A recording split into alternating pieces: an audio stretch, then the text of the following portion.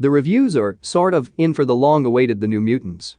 Shot all the way back in 2017, the movie suffered various delays due to big screen clashes and the Disney-Fox merger.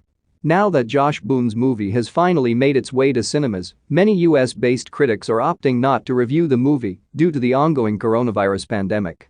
According to the AV Club, the reason is that Disney hasn't provided screening links or safe screening options. However, there are cinemas open in other parts of the world, including France, Canada, and the UK, which has led to reviews of The New Mutants emerging online. Our own review: we're based in the UK, where wearing a mask in cinemas is mandatory and coronavirus is under more control, will be on the way once we're able to get tickets. It opens a week later here. For the meantime, we've rounded up all reviews that are currently available on Fox's Teenage Mutant Horror, and the verdict is mixed, to say the least. Check out The New Mutants reviews below. The Hollywood Reporter managed to see The New Mutants in Paris, where wearing masks in cinemas is mandatory. But don't get excited, writer Jordan Mintzer called the movie an eye-rolling case of déjà vu. The review reads: generic and, at its best, straining to be heartfelt, making vague references to the X-Men franchise but attempting to stand on its own. Unfortunately, it rarely does.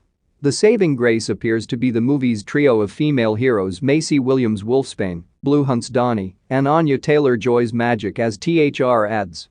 The film's trio of young and tough female leads manages to give your typically male-dominated genre something of a feminine twist. Travis Hobson of Punchdrink Critics writes: Boone gets the balance all wrong, the scares aren't nearly impactful enough, and the teen bonding waylaid by embarrassingly clunky dialogue. But, like The Hollywood Reporter, Hobson makes special mention of the performances of the young cast. The cast are all good enough they would warrant being brought back, especially Taylor-Joy. Perhaps, when Marvel decides to reboot The New Mutants, as they inevitably will, they'll ask her to pick up the sword again.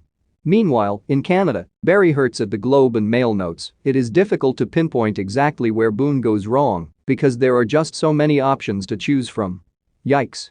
It's not all bad though, Fandango's Eric Davis shared on Twitter: gotta say, I dug New Mutants.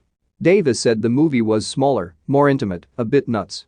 Anya Taylor-Joy's magic is the standout for me, but the film's heart is all Ron and Donnie. He added, this is a psychological thriller that spits fire and is quite the head trip. As it stands and with little to go off, it seems the Fox X-Men's swan song is dividing opinion. However, the wait to hear the final verdict on the last entry in Fox's X-Men saga may be a